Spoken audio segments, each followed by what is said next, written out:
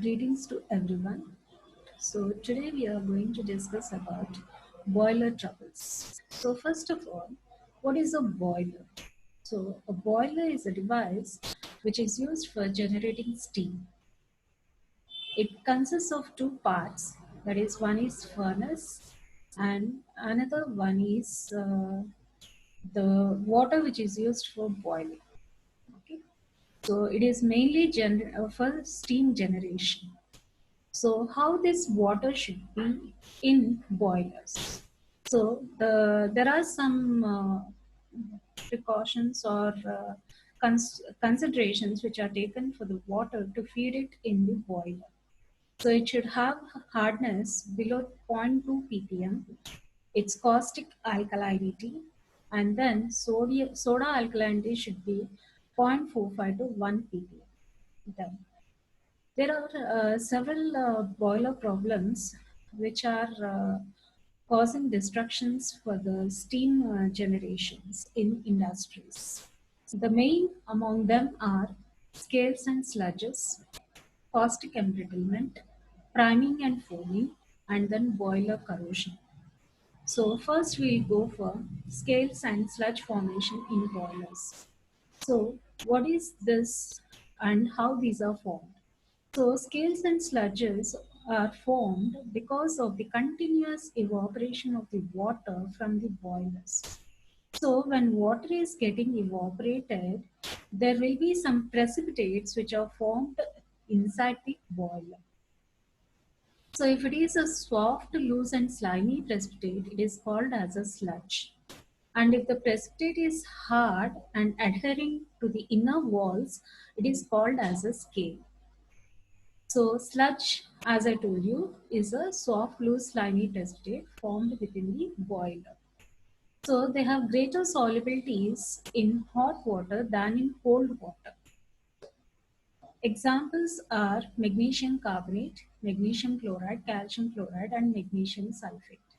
So they are formed at colder portions of the boiler. And they are very easily filtered off and can be removed very easily. Then, disadvantages. So, what are the disadvantages of this sludge formation? Sludges are poor conductors, so they tend to waste a portion of heat generated and thus decrease the efficiency of the boiler. Excessive sludge formation disturbs the working of the boiler, that is by choking. So, you know already choking of pipes takes place because of the formation of these precipitates. Then, how can you prevent this? So, we can prevent this by using softened water or by frequent blowdown operation, that is, partial removal of concentrated water. So, you remove the concentrated water and then you pour the fresh water again. So, this causes the water to be somewhat softened. Then coming to the scales. Scales are hard deposits sticking to the inner surfaces of the boiler. They are very difficult to remove even with the help of hammer or chisel. Then the examples of scale formation are calcium bicarbonate. When it decomposes, it gives calcium carbonate, water and carbon dioxide. So the calcium carbonate formed is a type of scale. Then you have calcium hydroxide, magnesium hydroxide, calcium silicate, magnesium silicate. All these are examples of scales. Then the disadvantages of scale formation are wastage of fuel, lowering of boiler safety, decrease in efficiency of the boiler, and then danger of explosion. Then these scales can be removed by internal treatment or external treatment of the water. Then coming to the caustic embrittlement. What is this caustic embrittlement? So it is a phenomenon during which boiler becomes brittle due to the accumulation of caustic substances. So how these caustic substances are present in water? So if we go for external treatment of lime soda process, so when soda is added to the water, we get sodium hydroxide and carbon dioxide. So this sodium hydroxide, it goes and concentrates at the cracks, bends, and joints of the boiler, and it creates a concentration cell over there. That is, iron at the plane surfaces have dilute NaOH, whereas iron at bends, joints, rivets, cracks have concentrated NaOH. So, because of this, what happens is the NaOH, it when it concentrates, it will take the iron of the boiler material, or it reacts with the iron of the boiler material to form sodium ferroate, which is very dangerous. So it even causes embrittlement of the boiler. So that is why this caustic embrittlement has to be prevented. So what are the prevention techniques are? If we don't use sodium carbonate, then we can, instead of using sodium carbonate, we can use sodium sulfate or sodium phosphate. Or we can take proportions of sodium sulfate and sodium hydroxide. Then, coming to the desalination of water. Desalination is nothing but removal of salts present in water.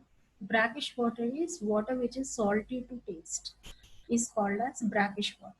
Then what is osmosis?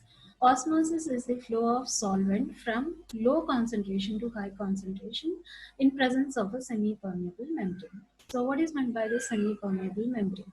The membrane which allows certain molecules or ions to pass through it is called a semi-permeable membrane. That means it is very selective in nature. So this desalination of brackish water, we have two treatments in this, electrodialysis and reverse osmosis. For your information, I have given you electrodialysis also, but we will go for reverse osmosis. So you can give me some examples of semi-permeable membrane. Thank you. Now, reverse osmosis. Reverse osmosis is a membrane treatment process because we are using a semi-permeable membrane. So it is most commonly used for drinking water purification. In our houses, we use this RO water. RO water is nothing but reverse osmosis water. Okay. Definition is reverse osmosis is nothing but which allows the flow of solvent from higher concentration to the lower concentration in presence of semi-permeable membrane. So the semi-permeable membrane here which we use are polyamides, polymethyl methacrylate, or some polymers which we are using them as semi-permeable membranes. Now, how this reverse osmosis takes place? So if you apply pressure more than the osmotic pressure, then the process will be reversed. That is, osmosis process will be reversed and reverse osmosis takes place. So when pressure is applied on the side with concentrated solution, see here in the diagram you can see applied pressure is from this side. So you're applying this to the salt water. What is happening is the solvent is flowing, that is water is going, and the ions are accumulated here itself. So you're getting pure water out of it. Then coming to its advantages. So there are many advantages. We can remove colloids, then we can remove the bacteria, viruses, etc. present in the water. Okay. And coming to the disadvantages is because the membranes have limited uh, limited period of this expiry. So you have to use such membranes which are, so you have to you have to take out the membranes 2 to 3 years like that. So you have to use these membranes which have tolerance for free chlorine. So there are many things which needs to be uh, carefully done. Okay? So these are the disadvantages of reverse osmosis. Now this video or the presentation is done using internet material and Jane and Jane textbook. I have a reference video for you how the reverse osmosis takes place. and then there is a quiz for you to do. So please attempt the quiz. Thank you.